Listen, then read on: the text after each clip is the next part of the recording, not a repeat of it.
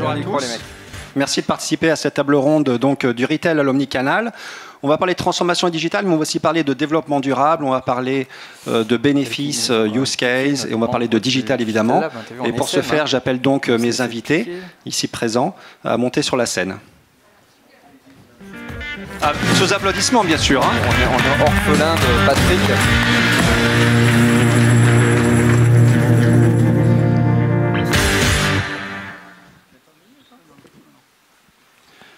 Donc, permettez-moi de présenter mes invités aujourd'hui. Donc, Jean-Michel Garnieri, coprésident et cofondateur de Parts Advisor, donc place de marché B2B Renault-Nissan. Yann de Ferraudy, directeur général adjoint du groupe Rocher, opération et IT. Laurent Sabatucci, président d'EOL, qui est une société de conseil en management, assistance maîtrise d'ouvrage pour l'immobilier et logistique.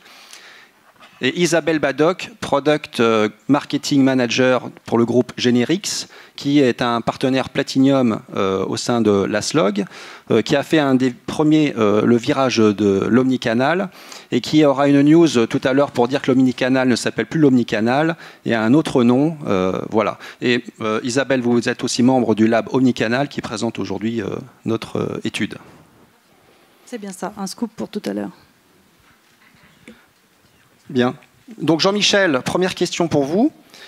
Quand on parle de omnicanal, on parle de e-commerce. Pour vous, quelle est la différence entre le e-commerce et l'omnicanal ? Alors, effectivement, avant de se lancer dans le bain de l'omnicanal, clarifier du coup de quoi on parle. Bon, vous savez toutes et tous que la distribution jusqu'à il y a peu, c'était soit du e-commerce, on va dire pure player, soit de la distribution multicanal, à savoir qu'un même distributeur pouvait utiliser en silo plusieurs canaux de distribution, que ce soit d'ailleurs du e-commerce, du retail ou du social media. Les deux grandes évolutions qu'on a vu arriver, alors déjà il y a quelques années chez les pure players, les pure players pour élargir leur gamme de produits se sont associés à des places de marché, donc ils vendent leurs propres produits, mais ils mettent en ligne maintenant la plupart les produits d'autres vendeurs. Ça, c'est déjà une première chose et une première complexité qui est arrivée, notamment pour nous, les logisticiens et les supply chain managers. Et puis, la deuxième grande nouveauté, en fait, c'est poussé par le consommateur, ce fameux consommateur centrique, qu'on appelle ubiquidaire aussi.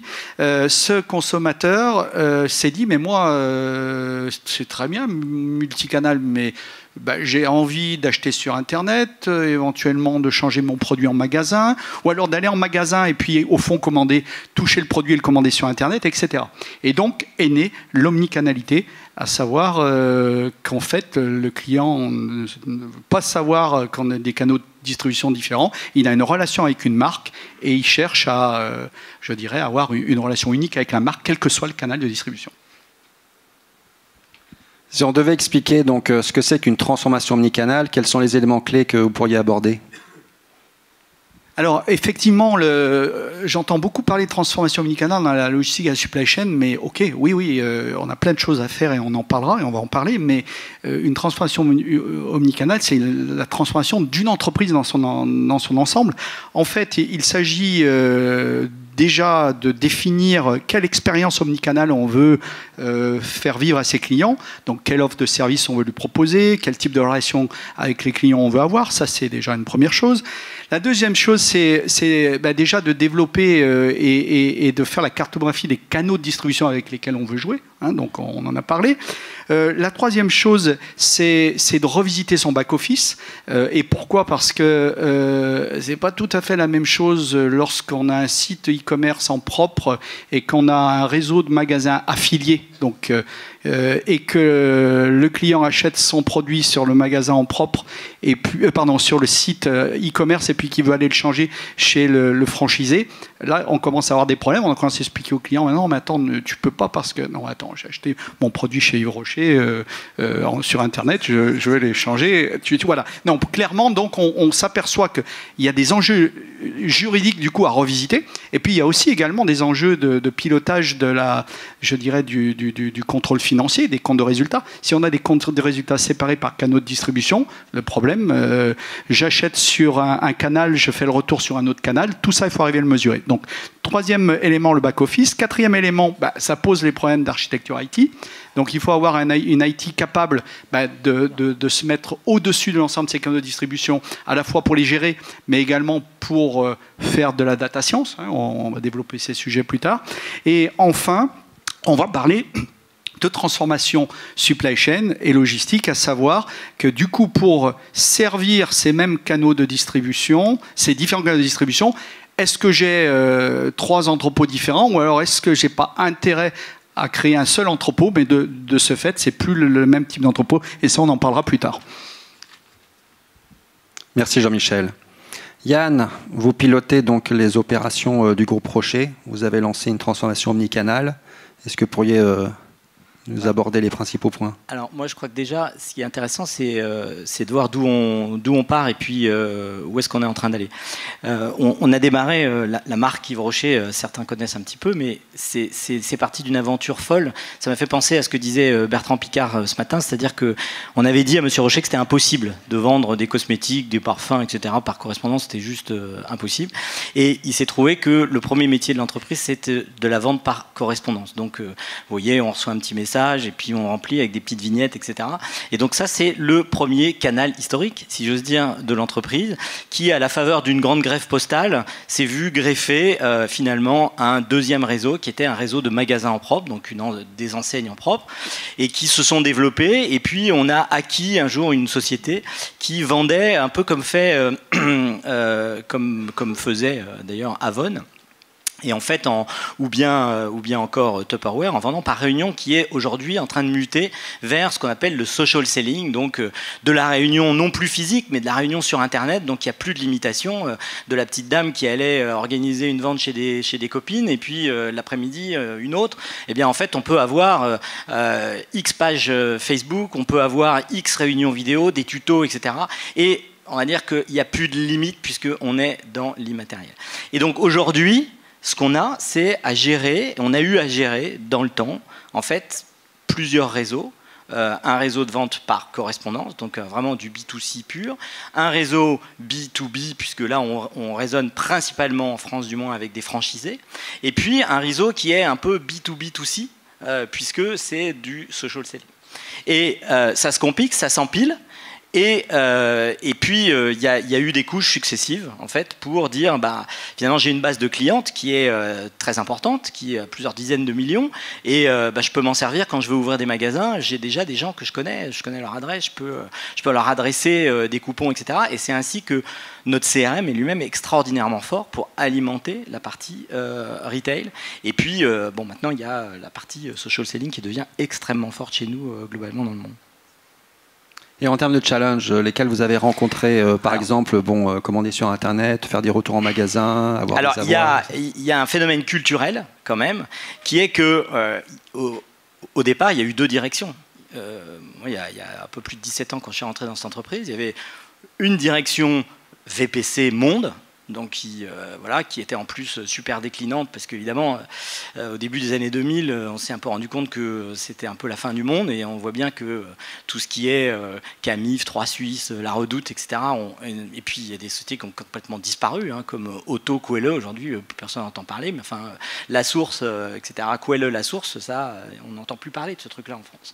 Et en fait, c'était une direction, et puis juste à côté, on avait la direction retail, avec il s'appelait la vente par magasin, VPC, VPM. Bon, et alors les magasins regardaient comme vraiment la poule qui avait trouvé son couteau les autres, et en disant ce sont des concurrents. Et comment faire pour... ce sont des concurrents, et puis quand est venu Internet, on a dit mais où est-ce qu'on le colle Internet ? Où est-ce qu'on colle la vente par Internet? On la colle à la VPC ou on la colle du côté des magasins? Les magasins ne voulaient pas entendre parler parce que ça c'est le grand méchant loup. Et puis donc on l'a mis au départ côté VPC. Erreur monstrueuse, puisqu'en fait le retail, comme l'a dit ton ancien patron, Grandjean, c'est finalement le site Internet, c'est le plus grand magasin du monde. Donc c'est plutôt... et aujourd'hui, on s'aperçoit qu'il y a une perméabilité entre les deux. Effectivement, je regarde un produit sur Internet, je me renseigne, je vais dans mon magasin, est-ce que je vais l'acheter là? Non, je vais peut-être l'acheter à un autre moment, je vais me le faire livrer comment? À un autre moment, etc. Ce qui a des impacts après, non seulement, comme tu le disais, sur le back-office, c'est-à-dire comment je reconnais ma cliente, et puis comment est-ce que je vais la livrer en réalité, et quel est l'impact que ça peut avoir sur mon outil logistique. Donc on rebondit sur l'offre client, parce qu'en général, quand on pense e-commerce, on pense quel produit je vais vendre sur ma plateforme e-commerce, pas forcément l'ensemble du portefeuille. Dans le cas du groupe Rocher, l'offre client a évolué, aussi votre clientèle. Alors plusieurs mouvements là-dedans. Il y a un mouvement déjà de reconnaître que la VPC c'est avec un truc, c'était génial c'est génial parce que ça existe encore quand même, quelques millions de chiffres d'affaires et puis quelques millions de clients. Mais c'est un métier extraordinaire où on adresse un message. Et on est capable de le tester. Donc je peux envoyer 2 millions de messages. 3 semaines avant, j'envoie 1200 messages. Je reçois statistiquement l'échantillon qui va être quelque part ce que je vais appeler le rendement de mon mailing. Et puis à l'intérieur, je vais avoir le taux de présence de chacun des produits. Et je vais même pouvoir faire une courbe d'entrée des commandes. Moi, j'ai trouvé que c'était extraordinaire en tant que logisticien de voir le lundi, tu vas recevoir 10 000 commandes. Le mercredi, le mardi, ça sera 15 000. Le mercredi, c'est un jour un peu plus faible, ce sera que 9 000 et ainsi de suite. Mais c'était dément, quoi. C'est-à-dire qu'on voyait très bien comment on pouvait, pendant 3 semaines, puisque un mailing c'est 3 semaines, garder le même front picking, totalement optimisé, et faire passer nos petits colis devant les chaînes avec des piqueurs surentraînés qui se déplaçaient très peu sur un front picking totalement prédictif. Aujourd'hui, tout ça, ça a volé en l'air. C'est-à-dire qu'un front picking en matière d'e-commerce, c'est 72 heures, pas plus. Ça, on l'a vécu ensemble. Et c'est extrêmement perturbant pour être capable d'optimiser. Donc, il faut changer le process radicalement. Et puis... après, s'organiser pour être capable de répondre à ces changements permanents, les prévoir tant qu'à faire, et puis avancer un petit peu comme ça.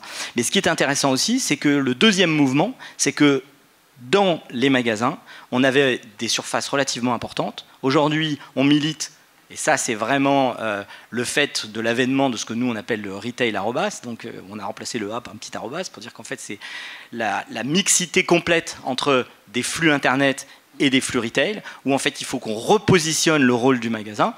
Et ce magasin, il n'a pas besoin d'être énorme, et surtout il coûte très cher. Donc en fait on ne présente pas toute l'offre, et l'offre complémentaire peut être accessible, elle, sur Internet dans son intégralité. Merci Yann. Jean-Michel, on a parlé du groupe Yves Rocher, on peut faire un parallèle avec l'industrie du vêtement, dont vous avez travaillé par le passé? Alors effectivement, le vêtement est très propice au canal Internet. Pourquoi? Parce que le soir, en famille, on regarde un petit peu les sites de vêtements et puis on achète. Alors par contre, c'est à la fois propice et dans le même temps un petit peu stressant. Taille, couleur, comment je dirais ça. Donc on a tendance d'ailleurs à commander un petit peu plus pour essayer puis pour envoyer. Une des tendances intéressantes qu'on voit maintenant, justement grâce à l'omnicanalité, c'est le fait que en fait, on va commander le vêtement sur Internet, mais on va se le faire livrer en boutique. Ça, c'est intéressant. Donc le soir, à 10h du soir, 11h, minuit, pour certains comme moi, 2-3 heures du matin, on commande ces vêtements, on se les fait livrer en boutique, et puis en boutique, on regarde si ça va, les couleurs, etc. Et du coup, il y a un autre intérêt de l'omnicanalité, quand on arrive à bien gérer ça, c'est que du coup, on fait du cross-sales. Parce que moi, j'ai acheté mes 2 chemises et mon costume sur Internet, je vais essayer, éventuellement je change, et puis après, on va me proposer les ceintures, les chaussettes et tout ce qui va avec. Donc, effectivement, et on y reviendra parce qu'il y a pas mal d'évolutions dans le domaine du vêtement, mais le vêtement se prête pas mal aujourd'hui à l'omnicanalité. Plus que d'ailleurs, on va dire, à l'e-commerce en tant que pure player. Merci Jean-Michel. Laurent, on va aborder maintenant des sujets un peu plus physiques. Donc l'entrepôt est au cœur de la transformation omnicanale. Quelle évolution du marché vous voyez autour de l'entrepôt ? Oui, effectivement. Alors, le premier point qui est essentiel, c'est que finalement, ça a donné ses lettres de noblesse à l'entrepôt, l'omnicanalité, puisque ça l'a rendu absolument essentiel dans tous les réseaux de distribution, ce qui n'était pas forcément le cas avant. On pouvait sous-traiter, on pouvait gérer ça de manière un petit peu différente. Ce qui était primordial, c'était le réseau de magasins. Je me souviens quand on avait ouvert un entrepôt de 65 000 m² pour Conforama, au même moment, ils avaient, je crois, ouvert Porte de Châtillon, un petit magasin. Et tout le monde s'émerveillait devant le magasin de Porte de Châtillon. Et à l'époque, 65 000 m² d'entrepôt, c'était un sacré challenge qui était un petit peu passé sous silence. Bon, c'est un petit peu ancien, mais ça montre qu'à l'époque, l'entrepôt n'était pas au cœur des sujets des entreprises et notamment des distributeurs. Et l'omnicanalité, finalement, ça rend l'entrepôt absolument central. On y transfère les opérations qu'on faisait parfois en magasin. Et donc, c'est absolument essentiel. Les financiers l'ont bien compris. Tous les financiers du monde entier se ruent sur les entrepôts, c'est-à-dire que la valorisation des entrepôts elle a augmenté de 50% en 5 ans. Donc c'est des chiffres incroyables et tous les supply chain managers ou les logisticiens dans cette salle sont sous le regard des grands financiers de ce monde et c'est un actif qui est devenu prime, qui ne l'était pas, ils ne le comprenaient pas. Pour eux aujourd'hui, c'est l'actif prime, ils veulent absolument contrebalancer les réseaux de magasins et reporter ce qu'ils avaient investi dans des magasins, dans les entrepôts. Donc ça, c'est un point essentiel. Donc premier point, valeur de l'entrepôt, une certaine noblesse de l'actif immobilier entrepôt. Deuxième point, besoin de surface énorme. Omnicanalité, c'est souvent beaucoup de préparation de commandes, picking détail, et donc des surfaces complémentaires. Le ratio qu'on constate, alors bon, je pense qu'il est très hétérogène, mais on dit souvent que pour faire le même chiffre d'affaires, il faut 3 m² d'entrepôt de plus avec l'omnicanalité. Donc vous imaginez si chacun multiplie par 3 sa surface d'entrepôt, je peux m'en réjouir d'une certaine manière, mais c'est vrai que ça pose 2-3 problèmes. Donc face à ça, face à besoin de surface, il y a des moyens d'optimiser les surfaces existantes, et c'est ce qu'on voit, c'est que les entrepôts de plus en plus finalement s'équipent en automatisation, en mécanisation pour améliorer la productivité, en mezzanine, beaucoup de mezzanine pour augmenter de la surface, beaucoup d'emplois, parce que plus de monde pour faire la préparation de commandes et faire face au pic de saisonnalité à ce client qui choisit à un moment donné, on ne sait pas trop quand, donc beaucoup d'emplois, problématique de bassin d'emploi qui est au cœur de nos sujets aujourd'hui. Vraiment, les gens choisissent des lieux, parfois pas du tout pour des réseaux de transport, mais vraiment pour pouvoir trouver des employés en logistique. Et dernier point, sur le marché, un taux de vacances, donc des bâtiments disponibles, ce taux de vacances n'a jamais été aussi faible. Moi, ça fait 20 ans que je fais ça. On est à plus de 95% de taux d'occupation sur la plupart des marchés. Ça devient très compliqué de trouver un entrepôt disponible dans des villes comme Marseille, Lyon, un peu moins à Paris, mais ça devient très très compliqué sur les marchés prime de trouver des bâtiments. Et donc aujourd'hui, si je suis un acteur industriel et je veux me lancer dans le e-commerce ou l'omnicanal, je fais quoi? J'externalise ces entrepôts, j'internalise, j'outsource à un prestataire, il me faut la surface, qu'est-ce que je dois faire? Et à la fin, évidemment, ça dépend, j'imagine. Hein. Oui, voilà, ça dépend, il n'y a pas de schéma forcément. C'est vrai que quand on a une activité existante de retailer et qu'on doit faire face à cette omnicanalité, bien souvent, ce qu'on constate, c'est que ce sont des investissements lourds qui se font finalement sans croissance. On est plus dans des restructurations sans croissance, avec des investissements qui sont lourds, des immeubles qui sont souvent des regroupements de plusieurs bâtiments, et qui sont névralgiques, stratégiques dans la distribution de demain. Donc c'est vrai que ces démarches-là, elles se font plutôt en propre. En revanche, c'est vrai qu'il y a aussi plein de marques qui arrivent sur le marché, soit des pure players e-commerce, mais pas seulement, des marques industrielles, de petits industriels innovants, qui, elles, trouvent dans la sous-traitance logistique la capacité d'offrir ce niveau de service aux consommateurs qu'elles auraient du mal à mettre en œuvre si elles le faisaient en propre. Donc il y a vraiment les deux schémas qui se déploient, et les deux sont en croissance. Et la logistique urbaine?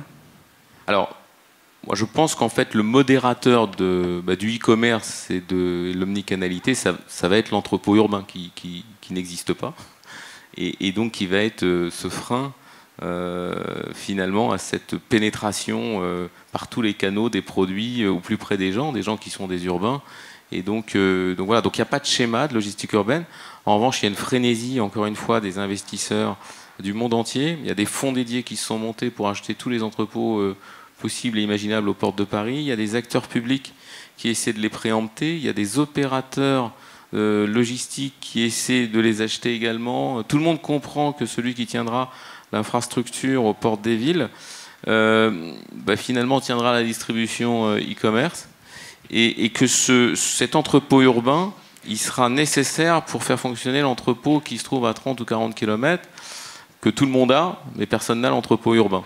Et donc là aussi, une inflation, on a des prix qui ont été multipliés par 2 en 2 ans. Donc ça vous donne quelques idées.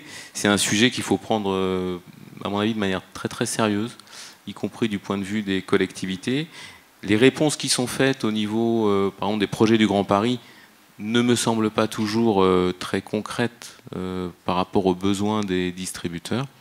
Donc je pense qu'il y a beaucoup de chemin. J'ai vu tout à l'heure dans les exposés qu'il y avait pas mal de réflexions sur ce sujet. On est au début, mais ça va être un petit peu le frein. Merci Laurent. Yann, les changements qu'évoque Laurent, est-ce que c'est quelque chose que vous avez vu dans le cadre du groupe Rocher avec les entrepôts logistiques ?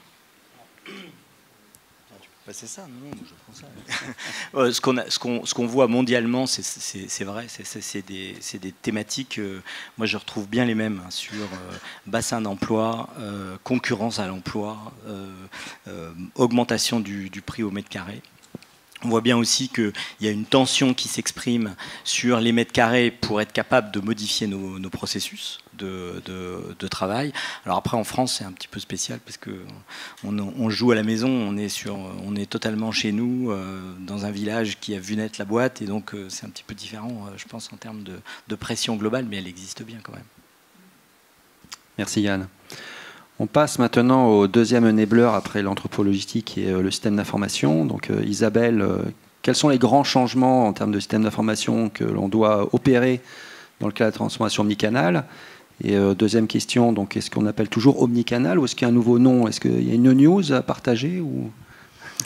Oui, une news, peut-être pas une news pour tout le monde. Moi, ça l'a été dans le cadre d'une conférence qui avait lieu là à Barcelone au début de semaine. On parle maintenant de commerce unifié. Voilà. J'aime beaucoup ce terme par rapport à l'omnicanal, parce qu'il y a commerce. Et on parle ça dans une conférence Gartner International Supply Chain. Donc on parle ça à des supply chain managers. Alors, bientôt, on finira plus par dire que commerce, d'ailleurs, même aux gens de la supply chain. Et finalement, si vous regardez ce que vous produisez depuis quelques années, en tout cas ceux qui sont impactés par le e-commerce, dans le retail, en plus de leurs canaux traditionnels, vous voyez que de plus en plus, on vous demande de construire la valeur pour les clients. Que ce soit la capacité à livrer plus vite, à livrer où le client veut, à référencer beaucoup plus de produits, à les préparer plus vite. Finalement, on le sait, la supply chain est devenue force de proposition de valeur dans cette promesse qu'on va faire aux clients. Bon, ça c'est bien, c'est l'objectif, et pour le réaliser, effectivement, il y a des systèmes d'information, donc c'est parfait, parce qu'en plus ces systèmes d'information génèrent de la donnée, et que dès qu'on s'intéresse au client final, surtout en B2C, on se rend compte que plus on a d'informations sur ce qu'il concerne, plus on est en mesure de créer des solutions qui s'adaptent à ses besoins. Et comme en plus ce consommateur il change tout le temps de besoin en ce moment, il faut que ces données soient en temps réel rafraîchies pour que vous puissiez adapter en temps réel vos stratégies, vos offres. Voilà. Donc les systèmes d'information, ils vous aident à faire ça. Quand on a préparé, on a parlé de 4 piliers. C'est vrai qu'entre-temps, je me suis dit que j'en avais oublié un, mais je vais pas le développer là. C'est tout ce qui est, ça vient de la donnée client justement, c'est tout ce qui est prédiction. Comment est-ce qu'on va pouvoir optimiser les supply chains en se basant sur une meilleure capacité à prédire les volumes, tout simplement. On voit bien que là, on est encore beaucoup dans le développement de l'optimisation, de l'exécution. On veut faire plus de volume, plus vite, plus rentable, réduire les délais de préparation et de livraison. La deuxième étape, ça va être de prendre de la hauteur par rapport à tout ça et d'anticiper. On parle de labor management depuis des années en supply chain. Ce n'est pas une réalité pour beaucoup, mais là, avec les capacités d'anticipation basées sur les données du client final, ça va sans doute devenir une réalité. Toujours est-il qu'aujourd'hui, il y a plutôt 4 piliers qui sont mis en œuvre par les entreprises, pas par toutes les entreprises, bien sûr. Le premier, c'est ce qui permet de construire la promesse au client. Où est le stock disponible? Est-ce que tu peux commander ce produit? Est-ce que tu peux aller chercher en magasin? dans quel délai je vais te le livrer? Est-ce que j'ai déjà une tournée prévue? Alors ça, c'est pour les innovations futures. Est-ce que j'ai déjà une tournée prévue dans ta ville? Auquel cas, oui, mais elle passera que vendredi. Auquel cas, si tu acceptes d'être livré que vendredi et non pas en 24 heures, qui est la promesse standard, est-ce que je te fais une proposition commerciale intéressante? Donc c'est l'ajustement, l'OMS, ça va être ça, hein, l'ajustement de la promesse qu'on fait au client par rapport à la capacité réelle d'exécution de l'entreprise. Évidemment, c'est une vision transverse entre le stock, qui est en entrepôt dans les magasins, voire même encore chez les fournisseurs. Il y a beaucoup de retail omnicanal qui se fait sur la base de marketplace, et il n'y a pas de stock physiquement dans le réseau. Et puis, ça se fait aussi en transverse avec, évidemment, le transport. Alors là, on peut basculer sur un des deuxièmes piliers, qui est, pour avoir la vision du transport, sauf à avoir sa propre flotte et ne livrer ses clients qu'avec sa propre flotte, ce qui concerne très peu de sociétés, eh bien, il faut pouvoir connecter ces transporteurs de manière à avoir de la visibilité sur leurs opérations pour également redonner de la visibilité à ses clients. Ça, c'est un des thèmes majeurs qui anime entre autres le Gartner, mais qui anime beaucoup d'entre nous depuis 4-5 ans déjà, le End-to-End Supply Chain Visibility. C'est encore tout au bas de la courbe en termes de déploiement, en Europe en tout cas. Aux États-Unis, ils sont un peu plus avancés, avec des solutions plus faciles en termes de déploiement.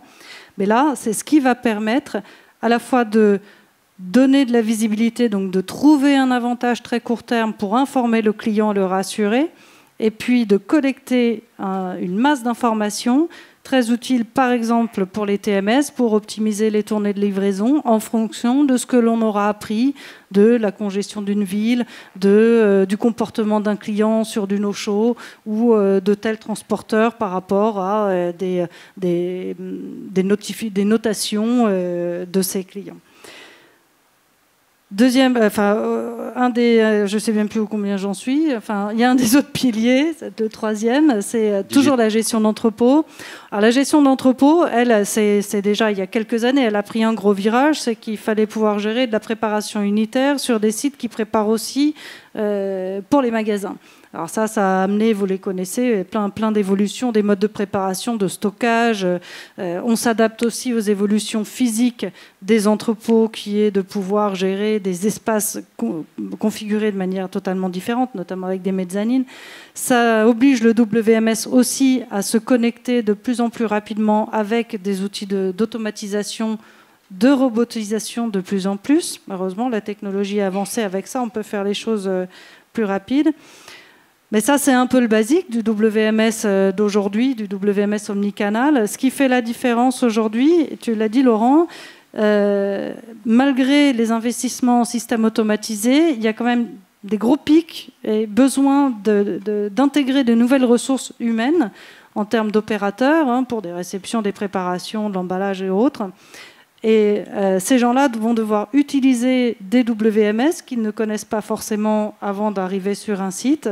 Et là, on va aussi utiliser le digital, notamment le digital learning, pour accélérer leur capacité à être performants, le time to perform, à être opérationnel sur le site. Donc là, il y a un super levier là-dessus. Je suis en train de dépasser je pose une question. J'ai demandé l'autorisation. Ouais, est-ce que c'est pas un risque? Alors moi, je connais pas grand-chose, mais est-ce que c'est pas un risque dans un monde où il faut évoluer tout le temps? Je pense notamment au délai de livraison. Nous, on voit que c'est vraiment un sujet, le positionnement des entrepôts au plus proche, par exemple d'une base Colissimo, pour pouvoir avoir des commandes qui sont le plus tard possible. Avec tous ces systèmes informatiques totalement interconnectés, comment tu changes Enfin, c'est peut-être une question idiote, mais comment tu changes? Tu dis, tiens, finalement, il faut que je change le délai de livraison demain. Oui, mais mon système, je touche à ça, je touche à ce qui se passe là-bas, c'est interconnecté de partout. Enfin, est-ce que tu mets pas 2 ou 3 ans à modifier quelque chose dans une organisation, alors que, au contraire, tu dois... C'est vraiment des challenges technologiques d'aujourd'hui. Alors ce matin, Bertrand Piccard, il parlait du téléphone, l'expérience avec son père, où tout le monde disait c'est impossible, on ne va pas tirer une ligne entre chaque personne qu'on doit pouvoir appeler. Et il y a eu les centrales téléphoniques, les hubs, on dirait. C'est exactement ce qui se développe aujourd'hui sur le marché. Ce sont des hubs de visibilité qui s'adressent généralement à une population. Donc tu as des hubs qui s'adressent aux transporteurs avec une offre pour les transporteurs en disant moi je vais vous aider à donner de la visibilité à vos clients. Les clients qui ont leur propre hub, qui sont des chargeurs, donc eux, ils ont d'autres besoins en termes d'information, d'analytics, de gestion. Ces hubs-là vont se connecter au hub des transporteurs. Et donc, on va avoir un maillage sur la base technique, notamment d'API, de web service, ça c'est pour la techno, mais ça aussi, ça permet d'accélérer le flux. Il y a un maillage qui se fait de plateforme à plateforme. C'est des nœuds dans le cloud, pour être encore plus technique. Mais aujourd'hui, ça existe. Et c'est assez facile à déployer. Donc, finalement, pour trouver un transporteur qui te fait livraison gants blancs, le plus long, ça va être de l'identifier. Mais une fois qu'il est d'accord pour te faire la prestation, s'il est déjà connecté à une de ces plateformes de visibilité, tu vas pouvoir très rapidement connecter ton système d'information au sien en passant par cette plateforme de connexion. Merci Isabelle. Un sujet important, les retours. J'imagine que ça a des impacts sur les entrepôts. Laurent, je crois qu'il y a des chiffres que vous pouvez partager sur quel est le volume de ces retours, ce qui est assez colossal. Oui, ce sont des chiffres de la FEVAD d'ailleurs. Hein. C'est vrai qu'en France, le e-commerce, c'est 24% de retours. Hein. Donc et comme la FEVAD annonce qu'il y a 500 millions de colis par an, parce que j'ai fait une petite boulette, par an, ça fait que finalement il y a 130 millions de colis qui font pas mal, hein, pas tout à fait, mais qui font l'aller-retour. Donc et ça occupe beaucoup de place dans les entrepôts. Et ça participe à ce taux de vacances très très bas des réseaux logistiques. Et beaucoup d'opportunités aussi pour des startups, des prestataires logistiques spécialisés, plein de nouveaux métiers. Le problème quand même, c'est que tout ça se fait sans croissance aussi, et finalement c'est plus c'est un problème économique, quoi. Donc voilà. Donc des volumes inquiétants de mon point de vue, puisqu'on est dans une supply chain durable. Il faut se poser des questions. Alors c'est vrai qu'il y a des moyens aussi de limiter peut-être. Alors justement, Jean-Michel, est-ce que vous voyez des moyens par rapport à la limitation de ces retours ? En tous les cas, il y a des moyens, et surtout, j'ai envie d'insister sur le fait qu'il faut avoir une approche vraiment globale. Je vais prendre deux exemples. L'exemple de la pièce automobile, marché 500 milliards d'euros. Donc la pièce automobile, c'est quasiment le marché du médicament. C'est des référentiels de centaines de millions de pièces, entre pièces, véhicules, etc. Et on est dans l'e-commerce B2B, on n'est même pas dans le B2C. Et en fait, la profession, notamment la profession indépendante, travaille naturellement avec 10 à 15% de taux de retour depuis des années. Et on essaye de gratter 0,5%, 1% par-ci par-là. Pourquoi ? Parce que les bases de données, catalogues, qui permettent de trouver la bonne pièce pour le bon véhicule, sont fausses depuis des années, et tout le monde vit avec. Alors il y a quelques personnes d'ailleurs qui sont dans la salle, des gens qui ont compris ça il y a déjà 10-15 ans, notamment la société Oscaro, qui s'est dit mais attends, on va faire du big data. Et en fait, on ne va pas commencer à essayer de voir comment on va réduire avec le garagiste, etc. le retour. On va simplement essayer d'améliorer les bases de données, d'améliorer à l'origine la source du problème qui est le catalogue. Et donc, à l'heure de la data science, du machine learning, du digital de manière générale, on peut effectivement travailler sur les sources qui génèrent ces retours, notamment dans le cas de l'automobile. Et si on prend le cas d'Oscaro, Oscaro travaille avec des taux de retour de moins de 2% aujourd'hui, alors que tout le reste de la profession travaille avec des taux de retour de plus de 10%, et ça gêne personne. Deuxième exemple, c'est l'exemple du vêtement.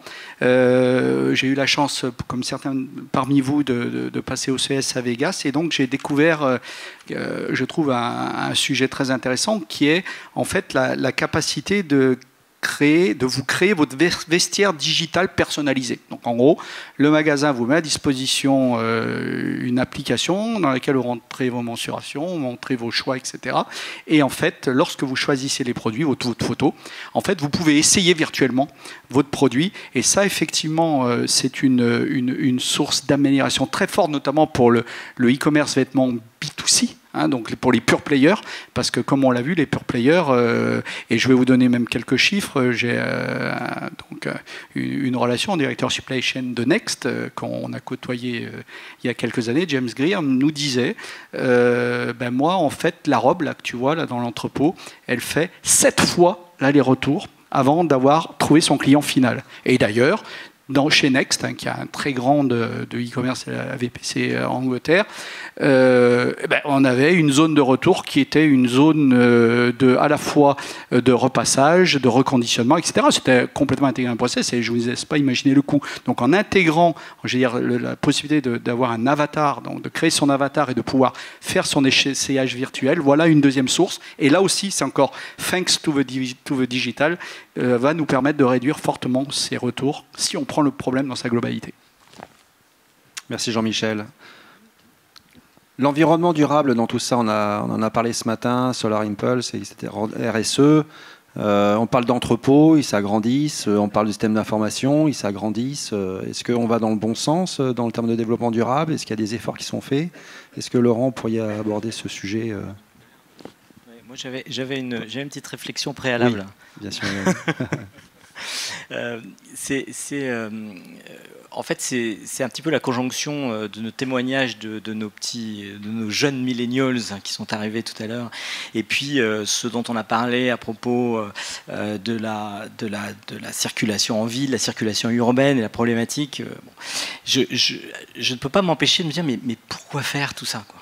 C'est-à-dire que on est en face d'un énorme problème, d'un énorme mur qui va vraiment contre tout ce qui est vraiment supply chain durable. C'est-à-dire que tout le monde veut... on pourrait peut-être faire un sondage. Qui a passé sa commande Amazon Prime dans les 10 derniers jours?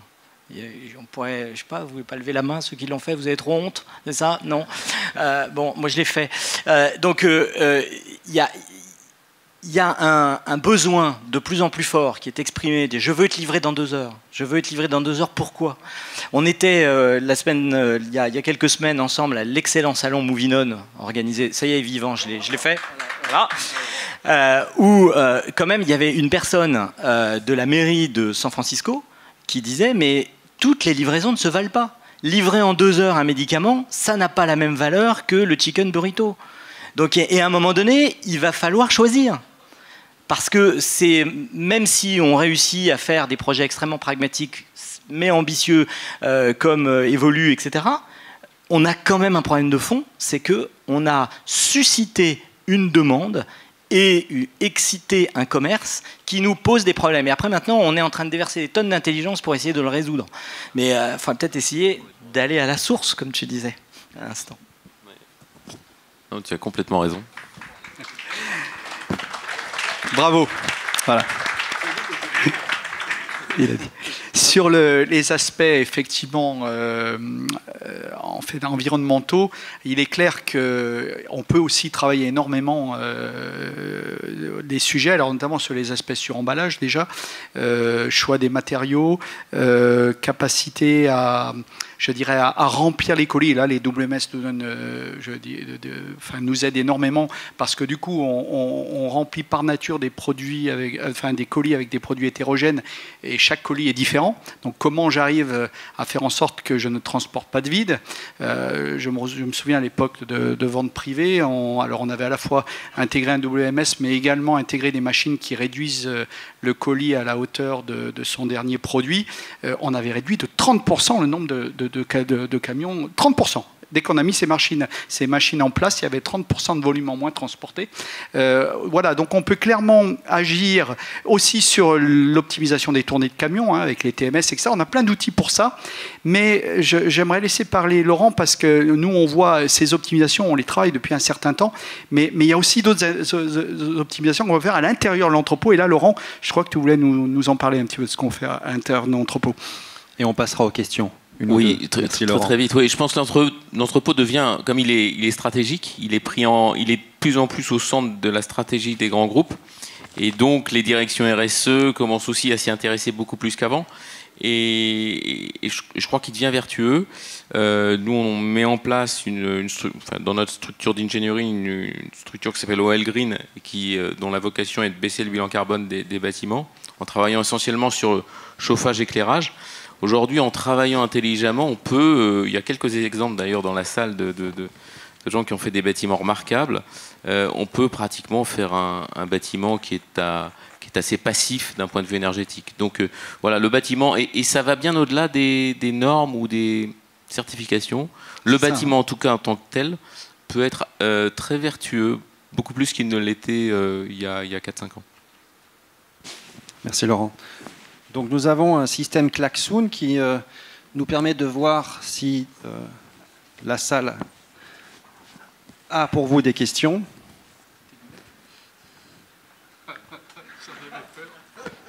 Où en est, alors je ne connais pas, où en est le projet de pastille verte qui permet aux consommateurs de choisir le mode de livraison le plus écologique? Un projet français, européen non. Visiblement, peut-être que pas encore très communiqué. Alors peut-être que quelqu'un dans la salle sait. Peut-être quelqu'un qui souhaite lancer son business de pastille verte. C'est une bonne idée. Je crois savoir d'où vient la question, donc on peut passer à la question suivante. Je lui répondrai ce soir.